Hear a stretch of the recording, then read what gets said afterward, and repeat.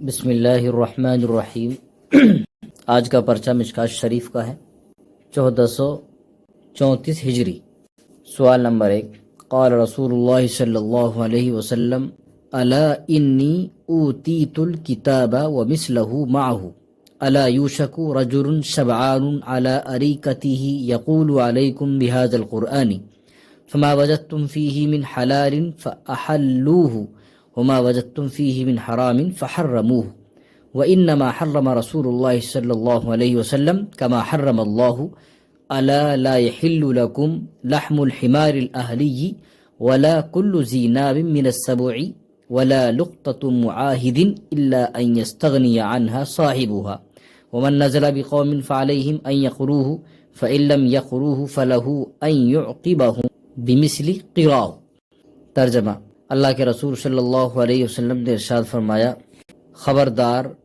مجھے قرآن اور اس جیسی اس کے ساتھ کتاب دی گئی ہے۔ یاد رکھو، الا یاد رکھو، یوشک رجل شبعان علی اریکتہ یقول، ایک پیٹ بھرا ہوا شخص اپنی مسند پر ٹیک لگا کر کہے گا، علیکم بہذا القرآن، کہ تم اس قرآن کو اپنے اوپر لازم پکڑ لو، فما وجدتم فیہ من حلال فاحلوہ، پھر جو کچھ حلال چیزیں تم اس میں پاؤ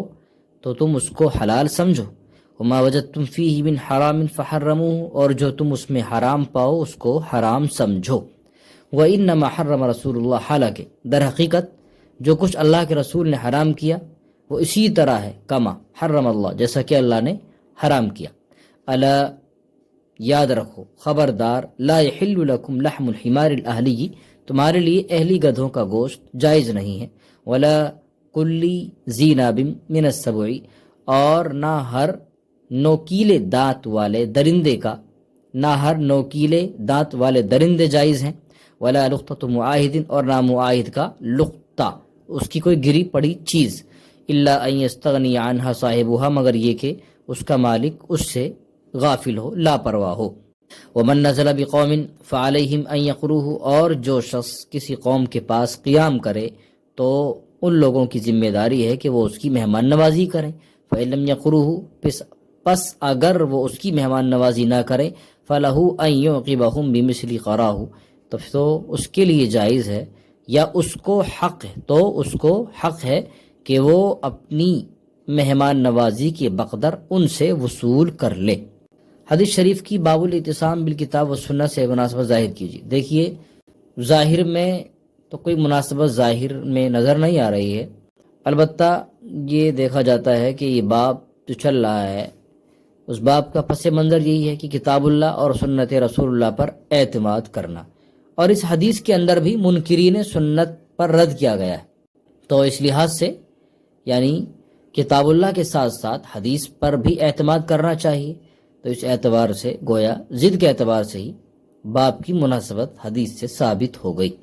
الا لا یحل لکم سے اخیر تک ہر جز کا مطلب واضح کیجیے۔ الا لا یحل لکم لحم الحمار الاہلی، یہاں سے اللہ کے نبی اہلی گدھے یعنی وہ گدھے جو آبادیوں میں رہتے ہیں ان کا گوشت جائز نہیں ہے، اس کے علاوہ جو گور خور کہلاتے ہیں ان کا گوشت جائز ہو سکتا ہے، کیونکہ اللہ کے نبی نے حمار اہلی کہا ہے تو قید لگا دی ہے، تو اس لیے جو گدھے بعض آبادیوں میں رہتے ہیں تو ان کا گوشت جائز نہیں۔ اسی طرح جو درندے جو اپنے دانتوں سے ہاتھوں سے شکار کر کے کھاتے ہیں، مثلا شیر، چیتا، بھیڑیا، تیندوا وغیرہ، تو ان حضرات ان جانوروں کا بھی گوشت جائز نہیں، یہ بھی جانور جائز نہیں، حلال نہیں۔ ولا لقطۃ معاہد، معاہد یہ اس کافر کو کہا جاتا ہے جس کا مسلمانوں کے ساتھ امن و امان کا معاہدہ لیا گیا ہو، خواہ وہ ذمہ ہو یا کافر ہو، تو اس کے بارے میں بتایا گیا کہ اگر اس معاہد کی کوئی گری پڑی چیز راستے میں مل جائے تو اسے اٹھانا جائز نہیں، البتہ اگر کوئی معمولی چیز ہو کہ اس سے وہ شخص یا اس کا مالک چیز کا لاپرواہ رہتا ہو، مثلا گٹلی، کھجور کی گٹلی یا چھلکا وغیرہ، تو اس کا استعمال کرنا جائز۔ ومن نزل بقوم، یہاں سے بات ایک مہمان کے حق میں بیان کی گئی ہے، یعنی اس کا بھی، مہمان کا بھی حق ہوا کرتا ہے کہ اگر کسی آبادی میں کوئی مہمان آ جائے تو آبادی والوں کی ذمہ داری ہے یا قبیلے والوں کی ذمہ داری ہے کہ اس کی مہمان نوازی کی جائے، اور اگر اس کی مہمان نوازی نہ کی گئی تو اس کو یہ بھی حق حاصل ہے کہ وہ اپنی مہمان نوازی کے بقدر ان سے نقدی رقم یا جو بھی حاصل ہو وصول کر لے۔ سوال نمبر 2، عن عمرو بن شعیب عن ابیہ عن جدہ رضی اللہ عنہ عن النبی صلی اللہ علیہ وسلم قال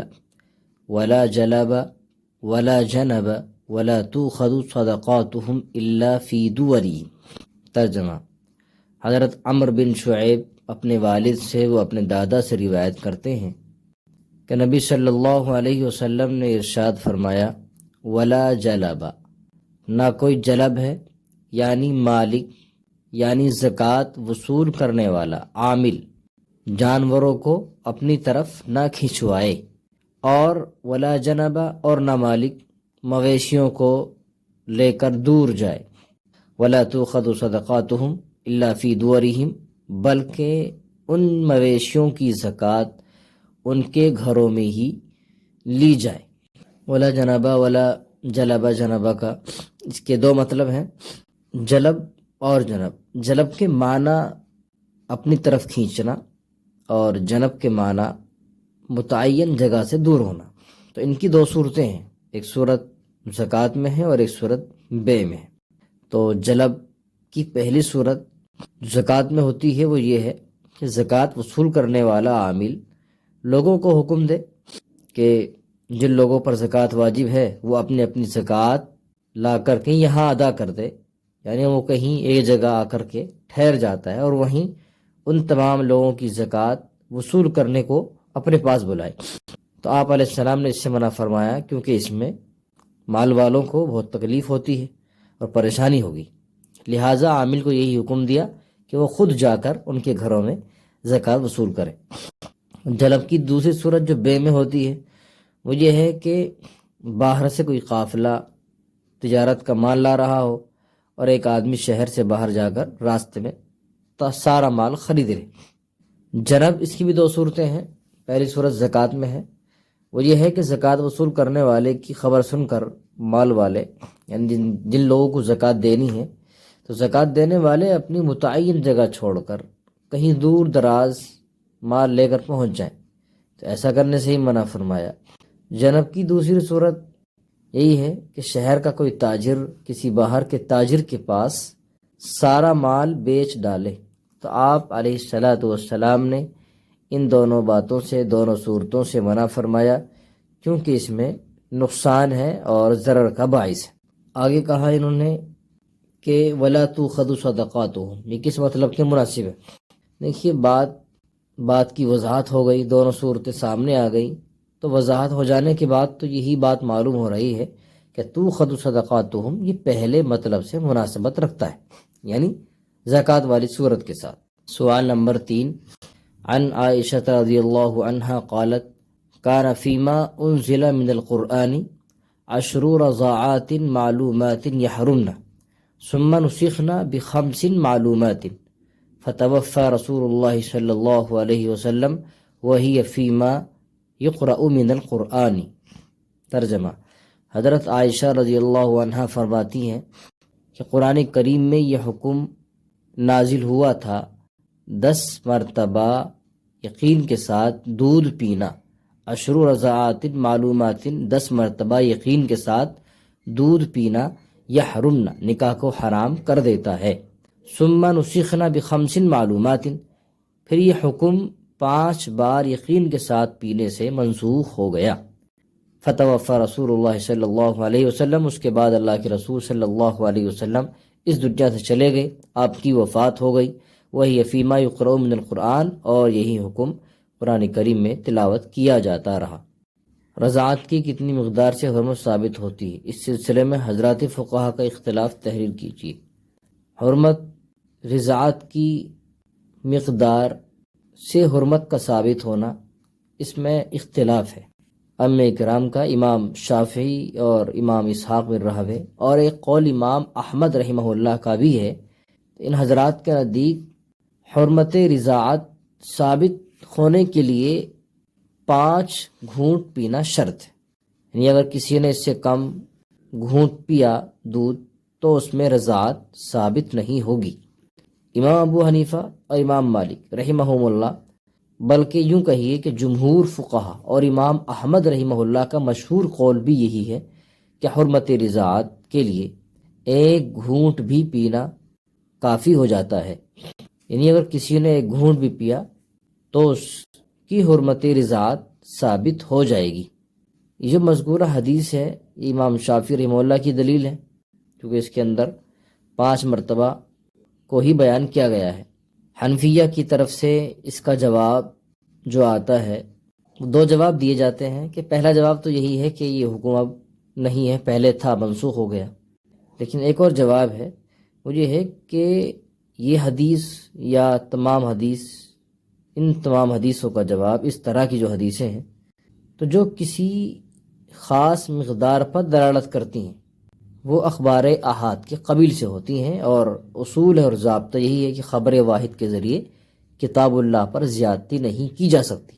امام ابو حنیفہ کی دلیل قرآن کریم کی آیت ہے وَأُمَّهَاتُكُمُ اللَّاتِي أَرْضَعْنَكُمْ۔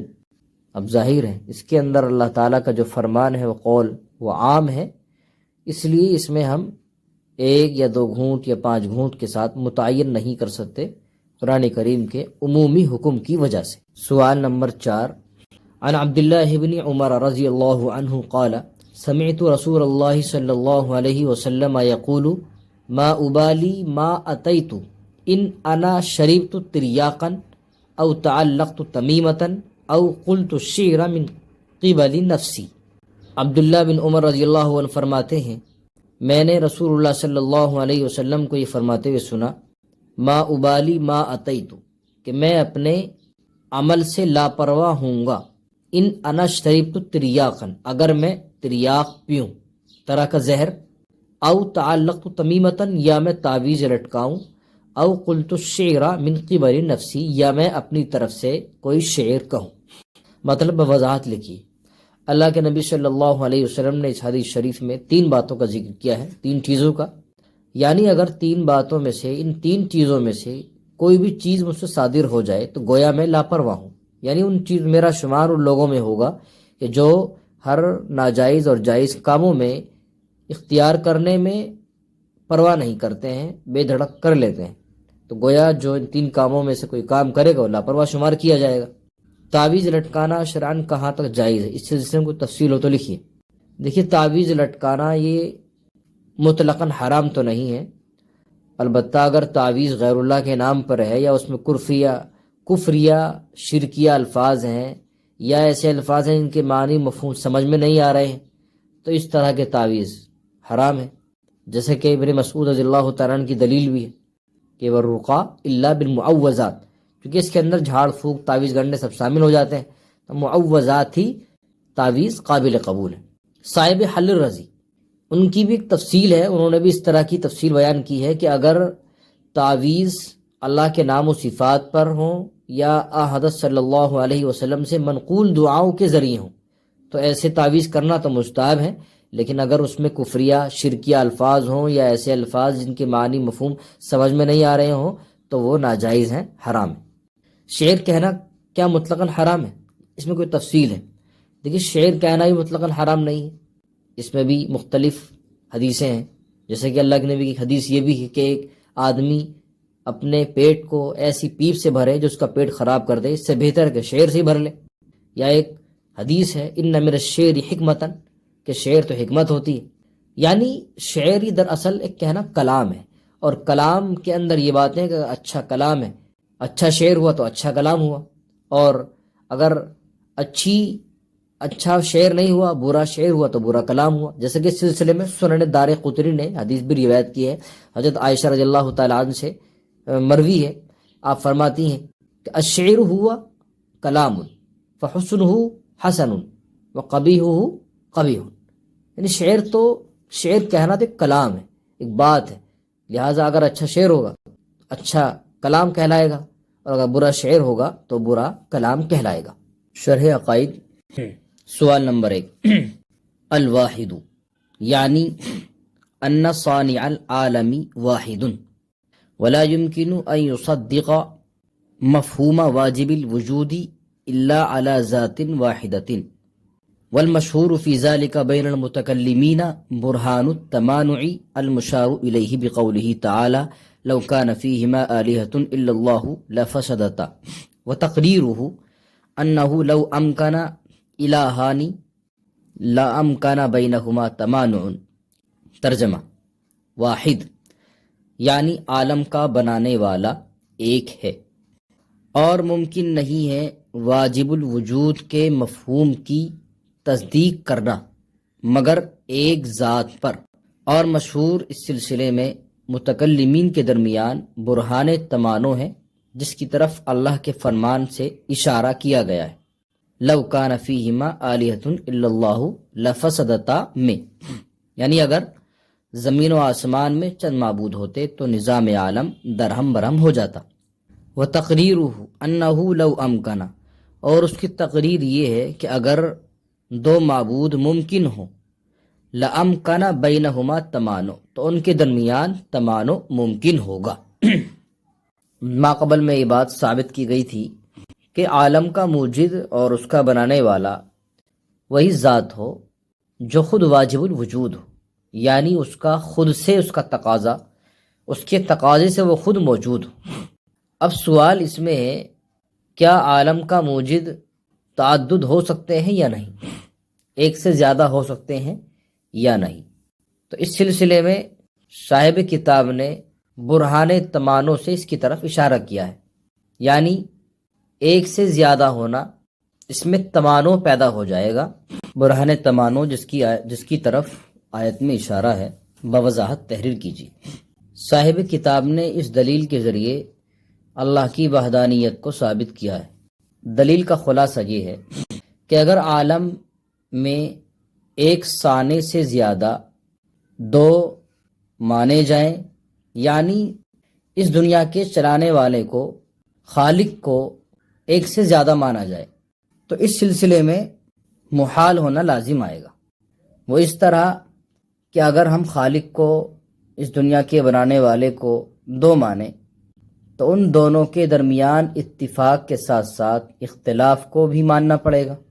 اور جب یہ بات ممکن ہے تو ان دونوں کے حکموں کو بھی مختلف ماننا پڑے گا، یعنی ایک حکم ادا کرے گا مثلا نماز پڑھنے کا، دوسرا حکم دے گا نماز نہ پڑھنے کا۔ اب اس میں تین شکلیں بن جاتی ہیں کہ یا تو دونوں کے حکم بیک وقت صادر ہو جائیں، یہ ناممکن ہے، لہٰذا اجتماعی نقیضین لازم آئے گا، یا دونوں کے حکم ہی وجود میں نہ آئے، یہ بھی ناممکن ہے، لہٰذا ارتفاعی نقیضین لازم آئے گا۔ اب ایک شکل بچتی ہے کہ ایک کا حکم صادر ہو جائے اور ایک کا حکم صادر نہ ہو۔ ظاہر ہے جس کا حکم صادر ہوا وہ قوی اور جس کا نہیں ہوا وہ ضعیف، اور ضعیف کا خالق ہونا محال ہے، اور یہ محال جو لازم آ رہا ہے ضعیف ہونے کی وجہ سے اور ضعیف حادث ہونے کی علامت ہے، لہٰذا یہ محال لازم آنا تعدد الہ کی وجہ سے ہوا۔ بس تعدد الہ محال کو مستلزم ہے، اور جو چیز محال کو مستلزم ہو وہ خود محال ہے، تو لہٰذا تعدد الہ محال ہوا۔ تو اس کی طرف صاحب کتاب نے برہان تمانع سے یہی دلیل دی ہے، اور اس دلیل کی طرف اس آیت میں اللہ تبارک و تعالیٰ کے فرمان کی طرف بھی اشارہ ہے، لو کان فیہما آلہۃ الا اللہ لفسدتا، کہ اگر نظام عالم میں چند معبود ہو جائیں اور چند خالق ہو جائیں تو نظام عالم درہم برہم ہو جائے۔ سوال نمبر 2، والکبیرۃ لا تخرج العبد المؤمن من الایمان لبقاء التصدیق الذي هو حقیقۃ الایمان خلافا للمعتزلة ولا تدخله في الكفر خلافا للخوارج لنا وجوه۔ الاول ان حقیقة الایمان هو التصدیق القلبی فلا يخرج المؤمن عن الاتصاف به الا بما ينافيه، ومجرد الاقدام على الكبيرة لغلبة شهوة او حمية او انفة او كسل، خصوصا اذا اقترن به خوف العقاب ورجاء العفو والعزم على التوبة لا ينافيه۔ ترجمہ، اور مرتکب کبیرہ، گناہ ہے کبیرہ کا ارتکاب کرنے والی چیز مومن بندے کو ایمان سے خارج نہیں کرتا، اس تصدیق کے باقی رہنے کی وجہ سے جو ایمان کی حقیقت ہے، خلافا للمعتزلہ، معتزلہ کے برخلاف، ولا تدخلہ فی الکفر، اور اس کو کفر میں داخل نہیں کرتا، خلافا للخوارج، برخلاف خوارج کے۔ لنا وجوہ، ہمارے یہاں چند دلیلیں ہیں۔ الاول، پہلی دلیل یہ ہے ان حقیقت الایمان هو التصدیق القلبی، کہ ایمان کی حقیقت ہی تصدیق قلبی ہے، صرف تصدیق قلبی ہے۔ فلا یخرج المؤمن عن الاتصاف به، لہذا مومن اس کے متصف دلیل تصدیقی قلبی کے ساتھ متصف رہنے سے مومن خارج نہیں ہوگا، الا بما ینافی، مگر ایسی چیزوں کی وجہ سے جو تصدیق قلبی کے خلاف ہو، ومجرد الاخداب علی الکبیرۃ، اور محض لغلبۃ شہوۃ او حمیۃ او انفۃ او کسل، محض غلبہ شہوت کی وجہ سے یا حمیت کی وجہ سے، یعنی ننگو عار کی وجہ سے یا سستی کی وجہ سے گناہ کبیرہ کا ارتکاب کر لینا، خصوصاً بالخصوص اذا اقترن به، اس وقت کہ جب اس کے ساتھ خوف العقاب،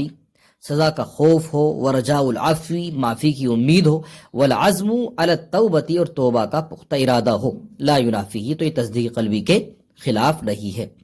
کبیرہ کی تعریف کر کے عبارت کا مطلب لکھیے۔ کبیرہ اس نافرمانی کو اور اس گناہ کو کہا جاتا ہے جس کے اندر دنیا میں بھی حد اور سزا سنائی گئی ہو جس کی وجہ سے، اور آخرت میں اس کے کرنے پر وعید ہو۔ عبارت کا مطلب یہی ہے کہ کبیرہ گناہ کا ارتکاب کرنے والا مومن رہتا ہے، مومن ایمانی دائرے سے باہر نہیں ہوتا ہے، کیونکہ اس کے پاس تصدیق قلبی باقی ہے۔ تصدیق قلبی یہ گناہ کبیرہ کے منافی نہیں، اور معتزلہ اس میں اختلاف کرتے ہیں، خوارج کا اس میں اختلاف ہے، کیونکہ محض انسان کے اوپر غلبہ ہونے کی وجہ سے یا ننگ و عار یا سستی کرنے کی بنا پر، حالانکہ دل کے اندر ڈر بھی ہو، خوف الہی بھی ہو، اور معافی کی امید بھی ہو، یا پختہ ارادہ ہو توبہ کرنے کا، تو ان چیزوں کے ساتھ ساتھ گناہ کرنا تو یہ تصدیق قلبی کے منافی نہیں۔ اس کے برخلاف اگر بت کو سجدہ کرنا، قرآن کریم کے الفاظ کو، قرآن کریم کو گندگیوں میں پھینک دینا، یہ کلمہ کفر زبان سے نکال دینا، یہ تصدیق قلبی کے منافی نہیں ہے بلکہ اس کے ساتھ، لہٰذا یہاں پر انسان ایمانی دائرے سے خارج ہو جائے گا۔ زیر بحث میں مسئلے کے اندر معتزلہ اور خوارج کا مذہب لکھ کر اہل السنہ والجماعت کے مذہب پر دلائل پیش کیجیے۔ دیکھیے، اہل السنہ والجماعت کا مذہب تو یہی ہے کہ مرتکبی کبیرہ مومن رہتا ہے، کافر نہیں ہوتا ہے، ایمانی دائرے سے باہر نہیں جاتا ہے۔ اور معتزلہ کا جو مذہب ہے وہ یہ ہے کہ مرتکبی کبیرہ نہ مومن رہتا ہے نہ کافر رہتا ہے۔ معتزلہ کے بعد جو خوارج کا جو مذہب ہے وہ یہ ہے کہ مرتکبی کبیرہ ایمان سے نکل کر کفر میں داخل ہو جاتا ہے۔ اس سلسلے میں ہماری دلیل پہلی تو وہی ہے کہ ایمان کی حقیقت دراصل تصدیق قلبی ہے، اور تصدیق قلبی یہ ارتکاب کبیرہ کے منافی نہیں۔ دوسری دلیل اللہ کے نبی کی حدیث ہے کہ من مات وهو يعلم انه لا الہ الا اللہ دخل الجنہ۔ تیسری دلیل اللہ کا فرمان ہے کہ یا ایھا الذین آمنوا توبوا الی اللہ توبۃ نصوحا۔ اب اس میں وجہ استدلال یہ ہے کہ اللہ تعالیٰ ایسے لوگوں کو ایمان والا بتا رہے ہیں جن سے گناہ کبیرہ ہو چکا ہے، اور ان سے کہا جا رہا ہے کہ توبہ کر لو۔ توبہ تو گناہ کے بعد ہوتی، تو پتہ چلا کہ گناہ کبیرہ ہونے کی وجہ سے انسان ایمان سے خارج نہیں ہوگا۔